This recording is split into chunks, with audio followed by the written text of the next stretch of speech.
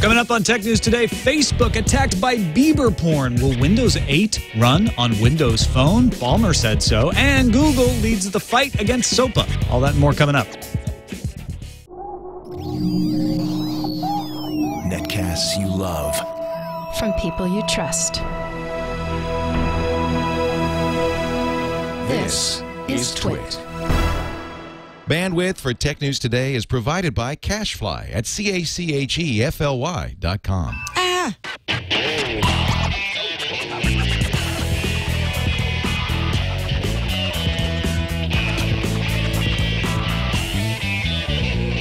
This is Tech News Today for Tuesday, November 15th, 2011. Tech News Today is brought to you by Squarespace.com, the fast and easy way to create a high-quality website or blog. For a free trial and 20% off your new account for 6 months, go to Squarespace.com and use offer code TNT11. Welcome to Tech News Today. I'm Tom Merritt. I'm Sarah Lane. I'm Iyaz Akhtar. I'm Jason Howell. And this is the show where we kick around the tech news of the day like a football. Or a soccer ball. Until it gives up and says, all right, fine. This is the news. This is what I need. give up. I'm Tech News. It says, spike me. I actually described our show as a sausage stuffed full of tech news today. Because we got a lot of stuff. Come on. Could be a veggie sausage. Well, we present. We don't make the sausage. We don't. We make the sausage, but we don't butcher the meat. Or chop the soy. How about that Kindle Fire? Hey, Kindle Fire's out. Look at this. I didn't get one, but Liz Romero here in the office got one. You did order one. It just has not shipped. Yeah. It has shipped, in fact, shipped this morning. And this is not the playbook. This is actually the Kindle Fire. There it is. This is, just to prove that. They are two different devices. This is the playbook right here. You can see that. And actually, the playbook's a little slightly bigger. A little bit bigger, but is the Kindle Fire heavier? You can put the playbook in front of it, and the Kindle Fire disappears. Oh, wow, it's magic. That's what Remnants wished. Illusion. Which one's better? Do you like the apps view on the playbook, or do you like the little slidey thing?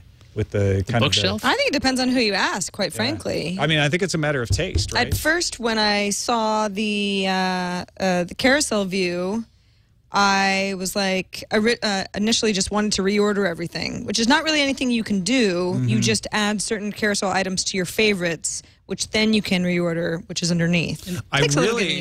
So when you get to the home page, it's got a menu up at the top that says newsstand, books, music, video, docs, apps, and web, right? I'll go in and I say, I want to look at my books. So I get my book stand with all the books. When I say, I want to go back to music, I want to swipe, but it doesn't do that. You have to go down here and either press home or the back button. Yeah. You keep looking for a home key or a button right there, other than the soft button. But I mean, the carousel's cool. I like that. Because it gives me everything. The search feature, that's what I pretty much use on my iPod or anything, because I end up having so much content, and I know on my own Kindle, I end up searching for things instead of waiting through all the pages. So even though the cover flow thing is a bit, what's the word? It's responsive. I don't know when I would be using that. I'd probably be using search because you have so many books, you have so many apps, you have so many things. After a while, it's kind of like, where is it? Is it music? Is it comes with a lot of apps too? CoverFlow. What's interesting, of course, we're calling it CoverFlow, is wherever you ended up. Let's say you launch something from that carousel, that's where you'll go back to. But it does seem to feel like there's a lot to scroll through if you happen to be on one end of the carousel and what you're looking for is on the other end. That's where the favorites come in handy, though. I mean, I favorited. This is actually Liz's Fire. She didn't have the Netflix app downloaded this morning, so I downloaded it just to see what the experience was like.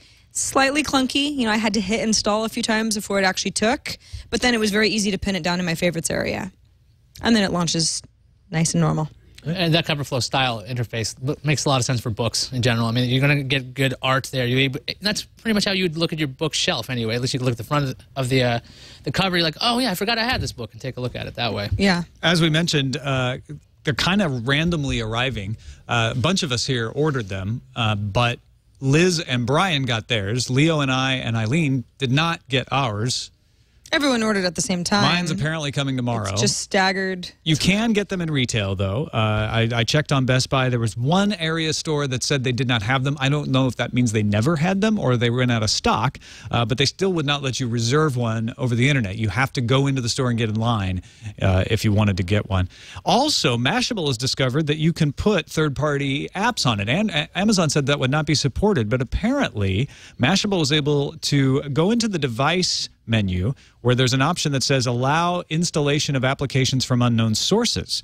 And Mashable was then able to use that to put GetJar, which is a third-party Android app store.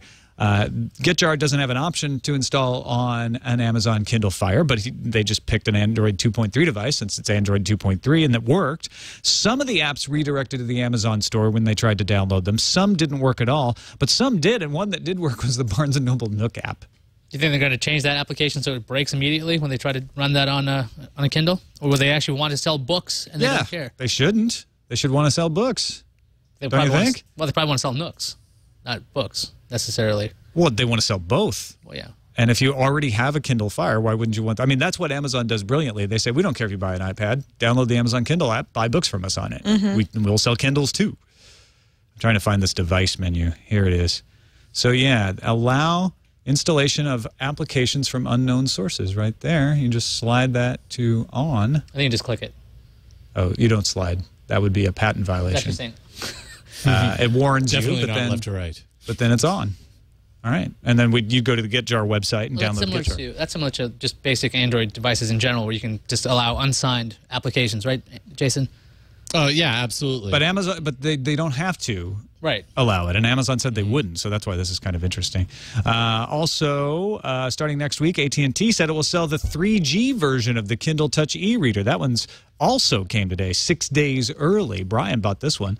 It looks a lot like the $79 one, doesn't it? But it is, in fact, Touch. Does you have to Touch touch it work? somewhere else to turn it on. Oh, I got to turn it on. Yeah, I forgot it wasn't on.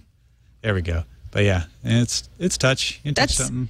Everything I would want in a Kindle. Yeah, is Touch. E-ink with the Touch. Yeah, that's all you want. Yes, well, that's why I haven't had a Kindle until now. You can go buy one from Amazon, or for the same price, $149, you can walk into an AT&T store and buy one there, starting next week. Maybe I will. It's super late now. I'm going to want one of these. I mean, I have the old. You guys are more excited about the Touch than you are about the Fire. That's interesting. Well, see, the Fire, I know it's not an iPad competitor. I don't think that it is and it isn't, right? It's not quite the same kind of device. It's very hard not to make comparisons, but I don't think that they should be straight on competitors. But the Kindle, e-ink is something that is really great for a place that the iPad fails, which is in, bright sunny days. If you want to read for a long amount of time, I mean, staring at a glowing screen is usually not really good, especially when you want to read before bed. I know it's supposed to activate part of your brain that messes with your sleep. That's why I like the Kindle in general. But the old one with the keyboard, I always had problems. Where does my hand go with that stupid keyboard over there?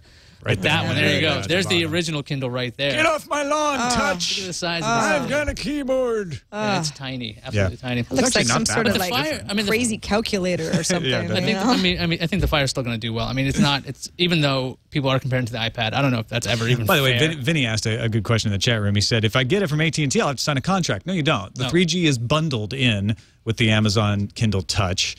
Just like it is with all the other e-ink Kindles. Yeah, but so even if you're buying it at the AT&T store, you don't have to pay any extra contract. You don't have to pay any extra service. It's bundled in. Unlike the old Kindles, Amazon restricted the internet access on 3G. You can download books and you can access Wikipedia, but not the whole internet when you're on 3G only. But since Net neutrality violation. Sue Amazon. I'm sure there'll be redirects and workarounds within about a day or two. I want to watch my Facebook porn on an e-ink Kindle. Okay. Actually, Facebook porn has become a problem of recent. Facebook suffering a clickjacking attack. Clickjacking is usually where you think you're clicking on one thing and you end up clicking on another. A lot of times it's a JavaScript overlay. In this case, you are given a link disguised as an innocuous news story. So it shows up in that new timeline, nice and prominent. Once you click it, it uses your news feed to spread offensive images, things like Justin Bieber in sexual situations, photos of animal cruelty, really nasty stuff. No particular group is claiming responsibility for this attack yet. Facebook has acknowledged it. They say it's a coordinated spam attack. They're not calling it clickjacking. Maybe it's all a matter of definitions. But they say they've put in place back-end measures to reduce the rate of these attacks and will continue to iterate on defenses to find new ways to protect people. They've even shut down some people's pages temporarily while they clean them up. But yeah, a lot of folks are being turned off of Facebook right now, they say in their comments on places like Twitter and forums and elsewhere. I don't blame them. I wouldn't want to see that in my feed either. I haven't, for the record. I have not been unlucky enough to see it either. No. I'm going through my Facebook right now, and I don't see You don't see anything but the normal No, just normal porn. Normal awful images? Yeah. There you go. Nothing unusual. Pretty bad attack, though, but it does bring up an important point. You should always be careful what you click on the internet. Now, on Facebook, you may be thinking, oh, but these are trusted sources. But if your trusted source gets attacked, this has been true for email for a long time, right? You can get an email from someone you trust that has a bad link in it because they got attacked and the malicious piece of software used their address book. So it's coming from a trusted source, but it wasn't sent with their knowledge. Same thing can happen in Facebook. So be careful what you click on. Look at it closely. Make sure that it looks like it's formatted correctly. This is obviously done by somebody who wanted to make Facebook look bad, not necessarily stealing information or anything like that, but it's still not something you want to see showing up in your timeline if you can help it. And you certainly don't want to be passing it along to others if you can help it. Microsoft having its annual shareholders meeting this morning at a conference hall in the Meidenbauer Center, a few miles down the road from Microsoft's Redmond, Washington campus. And Steve Ballmer causing all kinds of headlines because he said something about Windows 8 and Windows Phone that got bloggers all over the world all set off about what's really going on. Jason, let's listen to what he said. Listen closely. That's kind of what we get paid to do. We've got broad Windows initiatives, driving Windows down to the phone with Windows 8. You'll see incredible new... He just said, listen to what he just said. Driving Windows down to the phone with Windows 8. They're going to put Windows 8 on Windows Phone. I think there was a period between those two sentences. Well, that's what Microsoft says, actually. They're like, no, there was a period. I think driving Windows down to the phone, period. Then with Windows 8, you'll see... He had a bit of a cadence that it sort of seemed like it was a big run-on sentence, but I don't think that's what it was. I still see why people thought for a second that he meant we're driving Windows down to the phone with Windows 8. Play it again if we can. Do you mind? Play it again, close Sam. it already? Yes, but I can get back there. Hold on one second. Because I want to... Bring it back. Well, I mean, the thing is, we have something Steve Ballmer is saying... and we've got broad Windows initiatives, driving Windows down to the phone with Windows 8. You'll see incredible new form factors. Driving Windows down to the phone with Windows 8. You'll see there's a pause there. They're the same. It could go either way. It could go either way. I mean, especially because the features comment kind of sounds like the start of a new sentence also, but it could also be an extension of the previous. How often do we hear Steve Ballmer say something that Microsoft says, that's not what we're officially doing? Yeah. They have the luxury. That's the better point. They have the luxury of going, there's supposed to be a period over here. I mean, that's unusual. Unlike saying, oh, yeah, we'll do this. Really, all they had to say was, that was just Ballmer talking. Yeah. That is not what we're doing. He doesn't speak for the company. We do that because that happens a lot. In fact, there was a little bit of an upset air at this shareholders meeting. Some pointed questions were asked of Steve Ballmer and Chairman Bill Gates. One asked of Ballmer whether they should break up the company. Ballmer said, there's nothing that I see in creating fundamental value in splitting the company up. So he fought that off.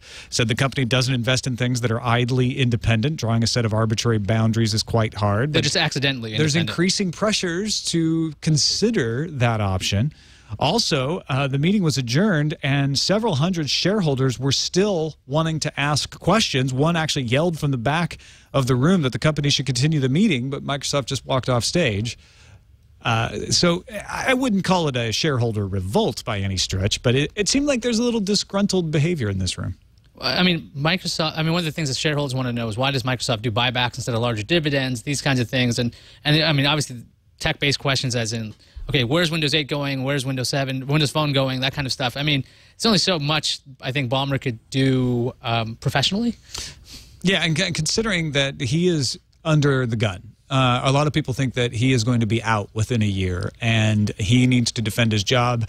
It didn't seem like he did a bad job of that during the shareholders meeting, but he also obviously didn't turn the crowd towards him either. Nobody was coming out of this meeting saying, we're really happy with Microsoft after that meeting. They came out saying, you know what, we still have questions.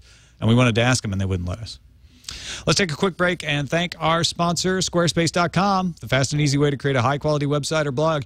I put out a book, self-published a book. I wanted an easy way to collect all the ways to get it because I was putting out free versions and print versions and iTunes versions and all this stuff. I just went to Squarespace because it was so darned easy to make that happen. And I just created UnitedMoonColonies.squarespace.com. I made that my login, and boom. I had the website up and running, looking professional, easy to put up a bunch of leaks, easy to maintain, and I could export this. If I decide at some time, you know what, I'm tired of doing it on Squarespace, I want to do it somewhere else, I can take it with me. So I don't feel like, oh, I don't know if I should start it on Squarespace because I'll get locked in. You're not. You're not locked in. And it was also free for me to try. I just went in and signed up for the 14-day free trial. I didn't have to pay a thing till I decided to keep it. And then I got 20% off the first 6 months because I used an offer code. It was a different offer code at the time, but if you wanted to do the same thing now, use the offer code TNT11. You'll get 20% off for 6 months. But you don't have to spend anything to try it out. Go to squarespace.com. You don't have to put in credit card information. All you have to do is come up with a username. You can be making a site within seconds. Try it out. Squarespace.com. We thank them for their support of Tech News Today. On to Google leading the opposition against the Stop Online Piracy Act. If you remember, we've talked about this act on Tech News Today. SOPA, as they call it, is an act that would give increased powers into taking websites offline, especially foreign websites, websites that are outside the jurisdiction of the United States. So it would create an incentive to work outside the DNS system, because what they would do is they would block DNS at the ISP level. They would give the ISPs indemnification. So if the ISPs blocked something that wasn't copyright infringing, the ISPs could not be sued.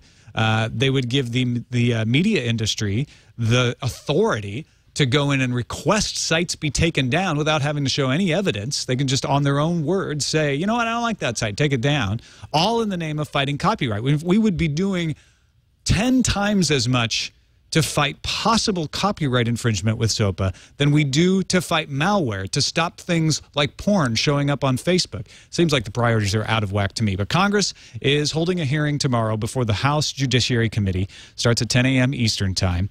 And they've only invited one opposition voice, Google, to speak. So a letter has been sent to congressmen from Google, Facebook, Twitter, Zynga, eBay, Mozilla, Yahoo, AOL, and LinkedIn, asking politicians to consider more targeted ways to combat foreign rogue websites. There's also another letter. This just came in that law professor from Stanford, Mark Lemley, Elon's David Levine, Temple's David Post, these guys all signed a letter against SOPA as well. I mean, I took a look at the one penned by Google and signed by AOL and eBay and everything, and they're basically saying, and even with the senators, they're all saying, look, the DMCA already covers this. It already had great provisions for safe harbor. There's really no need to go with this incredibly vague concept that you want to go with SOPA, because SOPA is way too broad. It's going to cause us a lot more problems, and the DMCA already works for this kind of thing. There's really no need to have this second piece of overbroad legislation. There are also members of Congress who oppose SOPA as well. Very few of them, because all the committee leaders in both parties support it. But yeah, there's a couple. But those that do, Ron Paul, for example, say it's an explosion of innovation killing lawsuits and litigation. That's what this is going to invite. Right. Ron Paul joined Zoe Lofgren and Anna Eshoo from California in a letter of their own. That has been circulated. EFF calls the proposed legislation disastrous, saying it would force changes to the domain name system and effectively create a blacklist of internet domains suspected of intellectual property violations. Now, a lot of people come back and say, well, why shouldn't I want folks who are breaking the law to have their sites shut down?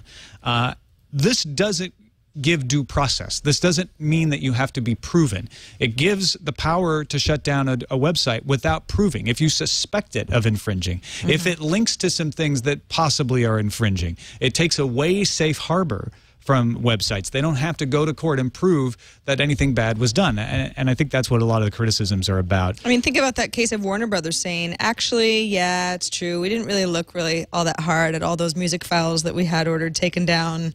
Sorry. Yeah, these concepts of due process and safe harbor are really, they're about the government doing stuff. But if it's all private companies doing these kinds of things, you're not owed any of these things. Yeah. You're not owed due process from a private ISP.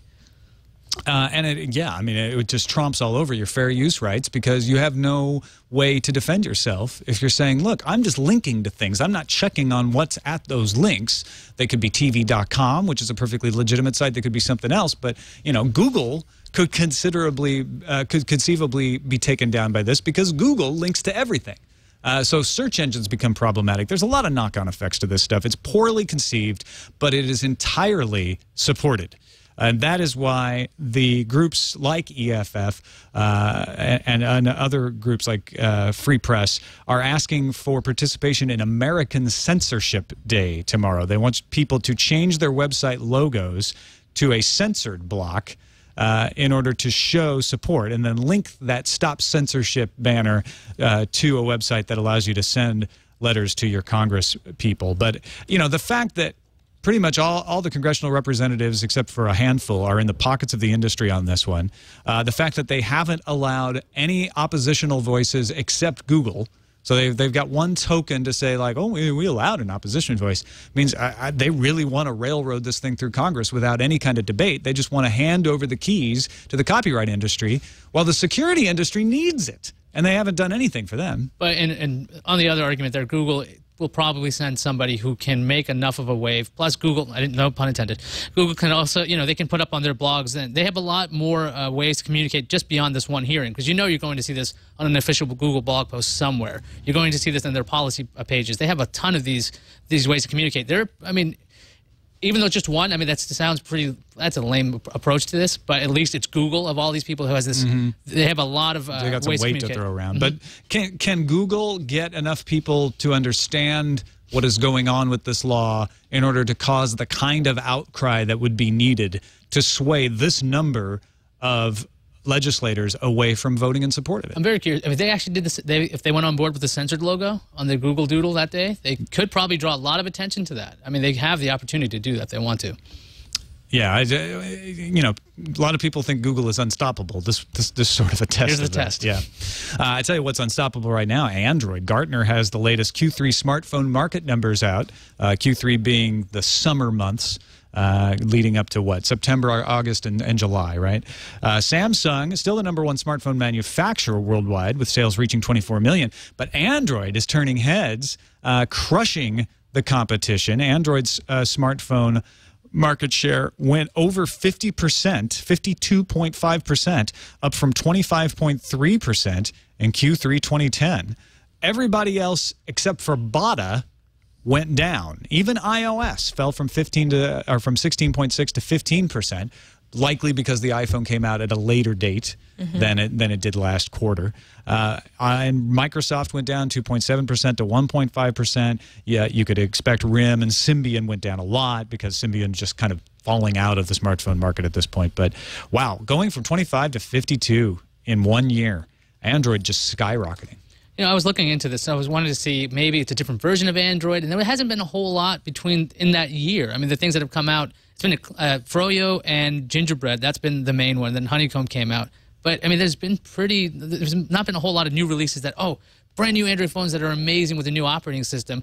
Is it just because there's so many options out there? I mean, I think there's a lot of strength in numbers going on here, just because there are so many Android phones. They don't all have to be a slam dunk in order to help drive up the numbers.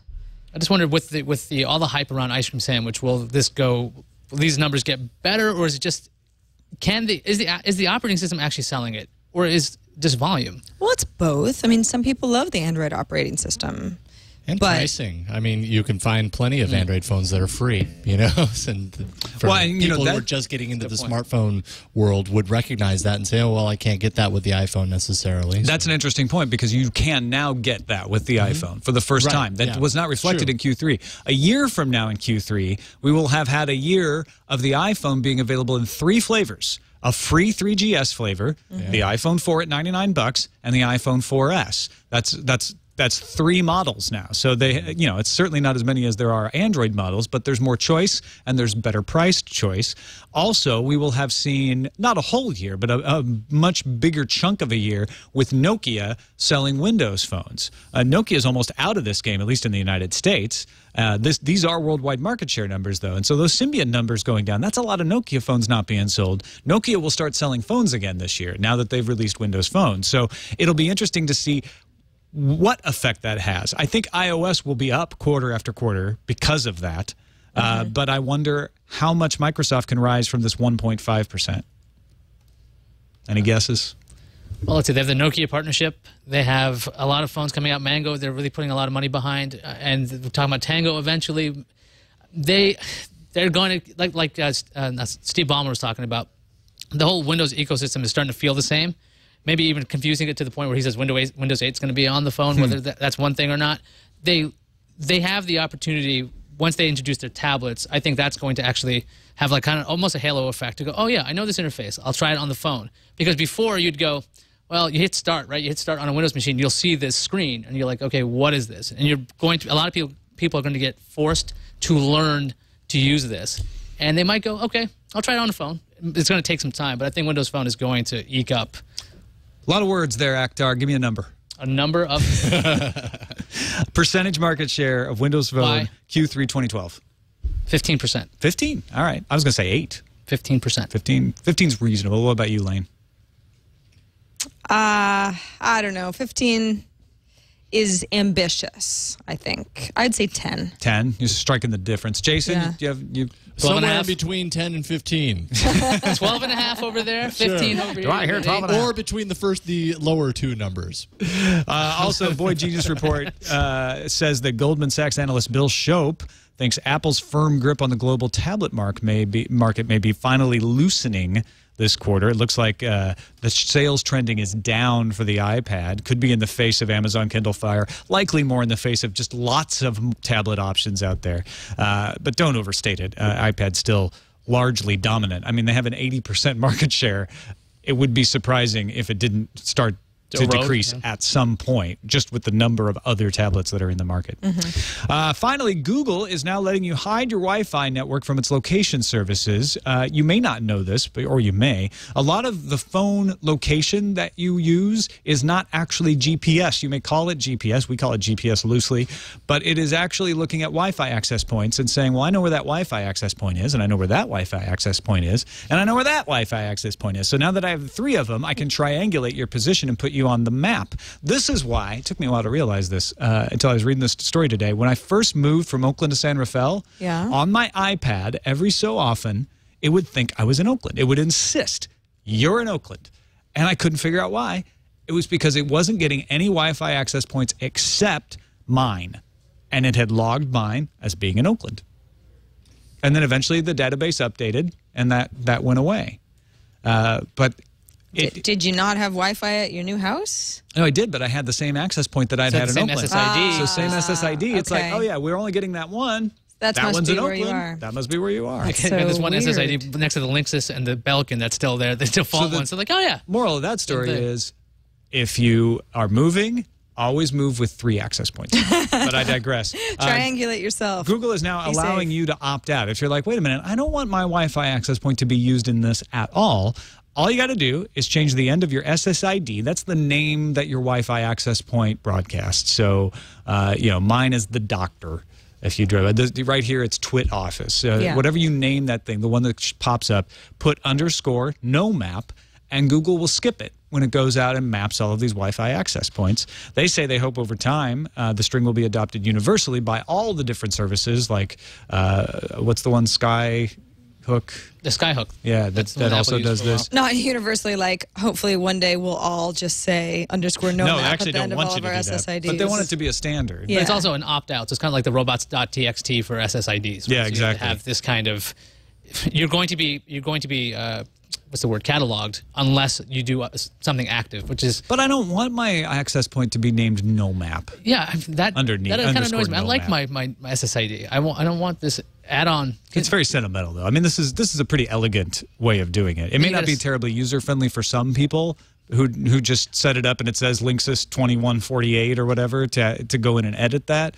But it does mean that anybody can do it. It doesn't mean you have to have special software or anything. Do you think that any router manufacturers are going to try to just have that on by default? It'll be like Linksys _ That would be a cool option to have, like just a checkbox, and then it would change your SSID, just append that _ no map to the So what, _ no map just, I don't know, makes your SSID less elegant? Is that what bothers you? Yeah, it does. An underscore? Yeah. It's not what you chose. A lot of people, they put a little of their identity into their SSID. Yeah. It's kind but of then a bummer, wouldn't you be the kind of person who wouldn't mind if someone else sees it? Like the one that because says, you put so much thought into it? Stay off my Wi-Fi neighbors. _ no map. There's someone in my neighborhood with an SSID vomit mouth. I'd really like to meet that man. _ no map. Yeah. So it kind of takes a little of the punch away. Yeah. Let's move on to the news fuse.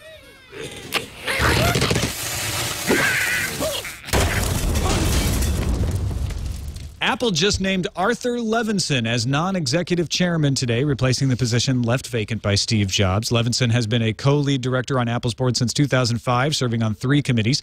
Also today, they announced Disney CEO and President Bob Iger has been named to the board as a director and part of the audit committee. Iger famously patched up Disney's relationship with Pixar, Steve Jobs' Pixar, back in the day. CNET got its hands on a Department of Justice statement that will be official tomorrow. In it, the DOJ asked for the Computer Fraud and Abuse Act to be interpreted so violators of terms of services can be prosecuted by the agency. The provision subject to interpretation prohibits an act committed on a computer without authorization or exceeding authorized access. Everybody's trying to be the first to provide cable TV service over the internet. The Wall Street Journal reports Sony is in talks with media companies about launching a TV-like service that would be delivered to its PS3, game console, and other connected devices. The idea is to create an internet-based alternative to pay TV services offered up by existing cable and satellite companies with potentially lower prices and more flexibility for consumers. Good luck, Sony. I want somebody to come up with this. RIM announced 2 new BlackBerry 7 devices for sale today, but options traders are betting that RIM will sell itself soon. Without getting into the business jargon of puts and calls and skew and all that stuff, essentially what the traders are betting their money on is that the stock of RIM is going to rise, and the only logical reason for most traders is their feeling that someone like Microsoft or Samsung will buy out the company soon. Just in time for the Kindle Fire and the Nook tablet, Netflix just launched an overhauled Android app, which will work on both of these devices. Netflix's official blog says that you'll see twice as many choices as you did before. iPad users, are you wondering, does this apply to you? No. But Netflix says, hang tight, you'll see the new version of the app in the coming weeks. Tables have turned. Oh, I know. Android first. iPad first. We'll get to you when we get to you. They must have realized that mostly iOS users complained about Quickster. Now they're punishing them. Quickster, hardly knew you. A dispute between Facebook and controversial author Salman Rushdie is now over. Facebook's real name policy required Rushdie to go by his legal first name, which is Ahmed. Rushdie called attention to his dispute with Facebook on Twitter by mocking Facebook, saying it would require J. Edgar Hoover to be called John Hoover. Once the issue was resolved, Rushdie also announced that Facebook had apologized. Sorry, Cher. You have to have a last name. Toshiba, Sony, and Hitachi are officially merging their small and medium-sized display production by transferring those assets to a new company called Japan Display. Each company will have a 10% stake in the joint venture, and then Innovation Network Corporation of Japan, which is majority funded by the government, will own the remaining 70%. Panasonic is also going to transfer its Mobara plant to Japan Display. Square is updating their card case app to allow businesses to identify regulars and offer them discounts and thank them for their loyalty. Cardcase uses geofencing tech in iOS 5 to be able to tell when customers are near stores. It actually works great at the ice cream shop down the street from my house. Now, merchants that participate in identity can identify how frequently customers visit, how much money they spend, start offering freebies or discounts. Well, they do it at the coffee shop down the street here, Acre Coffee. So when you and I become, pretty soon it'll be like, Tom, hello. Free croissants. Can you imagine how cool that is if you go in, they're like, oh, hey, Tom, and I order, my coffee, and they're like, this one's on us. Or But they go ahead and charge you anyway because they can. You'll never know. I think the geofencing extends to 100 feet, so they could know that you were coming before you walk in the door and hide. Oh, and then be like, like, where's everybody? Tom. I thought you meant they'd see you're coming and they just have your drink ready. Or that. You always order the same thing. You just think a surprise party would be cooler. Or a surprise party with your drink ready. Best of both worlds. Surprise! They throw it on you. The impending Android 4.0 release has Android fans wondering which phone to buy, but Sony wants you to know that its entire Xperia 2011 line of Android phones will get ice cream sandwich. So buy now. If you're in the United States, you can add the Sony Ericsson Xperia Arc S and the Neo V to that list because they just got released this week. Sony made mention of this on Facebook last month, but this is the official announcement. Let's move on to the randomizer. Randomizer. Now, some of us trust robots, which means some of us are happy that robots are being given the ability to control our limbs. Researchers from France's Montpellier Laboratory of Informatics, Robots, and Microelectronics have demonstrated a technique that allows a robot to control a person's arm in order to accomplish a task together. This could be done to help rehabilitation of somebody who's, regaining function after a stroke or after an injury, or even just, to help out folks who've lost the ability to control a limb. The robots can help them if they're disabled. So the robots could theoretically, when they rise, they could paralyze us, and then they can decide to control us like puppets. See, that's the slippery slope. It starts with the good thing of helping people who need it, but then they just start doing it to everybody, and we become automatons with no will of our own. So what I'm saying, I think my Roomba is going to attack me later on today. Maybe it will just help us be better at basketball. Why'd you guys have to be so negative about something that could potentially be so awesome? You're just looking on the bright side there. Optimist. That's eternal optimist. That's how the robots get you. The robots target the optimists, and they take them They're first. like, come over here. We have Optimus cupcakes. Prime. It all makes sense. On to the calendar. The Xbox is 10 years old today. Birthday, wow. Back in 2001, Sony had the PlayStation, Nintendo had the GameCube, Sega had the Dreamcast. Then on November 15th, the Xbox debuted and sold 1.5 million consoles by the end of the same year. That was a record at the time. Big hit. The Intel 4004, the world's first commercial microprocessor. Probably. I'm just throwing that out there for the history buffs. The world's first commercial microprocessor that we all know of. Yeah. Is 40. Happy 40. Happy over the hill. Lordy. 4004. It's all downhill from here. 4004. Back on November 15th in 1971, Intel actually unveiled the 4004 as an ad that ran in electronic news. You're going to like the specs. 4-bit. 16-pin microprocessor with a full 2,300 MOS transistors and about 740 kilohertz of horsepower. And for those history buffs out there, I talked about this on Tech History Today, actually. The ad unveiled today, which made it the first time Intel officially talked about it. Apparently, they had been taking orders for it since March. I think it technically was created in like '69. And then was finally marketed. First commercial use of it. Yeah. The iPhone 4S is launching in India on November 25th. And finally, an Australian court will hear the Samsung Apple case in March of next year, 2012. No specific date has been given, but it said that the hearing will last 3 weeks. So maybe by April of 2012, we'll know who gets to buy what. Let's check what's incoming. Incoming message. Oh, it's a message. And this one is a voicemail from Little Rock, Arkansas. Take it away, Josh. Hello, all. I just finished listening to yesterday's podcast, and I just wanted to interject there on the item of controlling your light bulbs with your cell phone. It really interested me because I've got, just finished listening to yesterday's podcast. I forgot to do a comment about being able to control your light bulbs with your cell phone because I found it interesting that one of the things that you might be able to do is I like to change the brightness on my cell phone. And if the cell phone was able to talk to the light bulbs in the house, you could also use that as a dimmer switch. I thought that would be interesting as well for those who have migraines. But also wanted to thank you all for introducing me and my friends to Yes, This, Then That, because that's now how we find out all the latest Tech News Today shows, the text message from there. So thanks a lot. Enjoy the show. Excellent. That's a good use of ifttt.com. I like this idea of using mood lighting from your phone. Whether How it's smooth for is that? a migraine or just I know he said maybe migraine, a romantic evening in watching baby. Captain America. See, when I said the lights. when I said the light bulbs You communicated got a with Sonos in there too? Start the music. Well, on a serious side, I was thinking when they were talking about light bulbs communicating with the phone, I was thinking Not more being about serious? data actually being transferred via the light flickering, what you could do with LEDs. It was a That's much more practical than the mood lighting and the Sonos. You're married with a kid. How did that happen?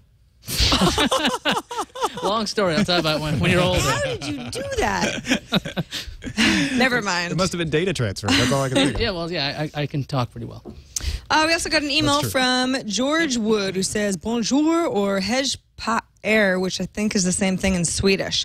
I heard you mention last night, my time, his time, that iTunes Match had finally launched. I tried to subscribe to it, but when I try to do so with my primary iTunes account, which is in Swedish, I get an error message that the iTunes Store is temporarily available and to try later. When I try with my French account, he has a lot of them, I get the message, "Ce article est temporaire, indispensable.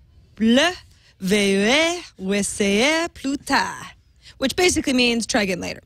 When I start the process with my American account, it seems to work. But since I'd prefer to pay from the other two, I haven't tested the whole process yet. Perhaps the whole thing is indispensable, and I'll have to pluta under any circumstances. But I'm wondering, have you heard anything from anywhere else outside the U.S. about access to iTunes Match? Yes, we have. By the way, good attempt on the French. I know you've been practicing a lot. Did you like that? Patrick Beja and others can give you a formal Beja, I don't want to evaluation, hear it. but, I don't even want to hear it. Well, see, the thing is, I listen to French podcasts. I have no idea how to read French. I've never done that before. But anyway, yes, we thought everybody kind of knew iTunes Match was U.S. only from the launch. Yeah. I don't think we did make that clear when we talked about it. And there's a rumor that it's coming to the U.K., but when is it? 2012, mid-2012, but that's still a rumor. All right. Thanks to everybody who submitted stories on our website.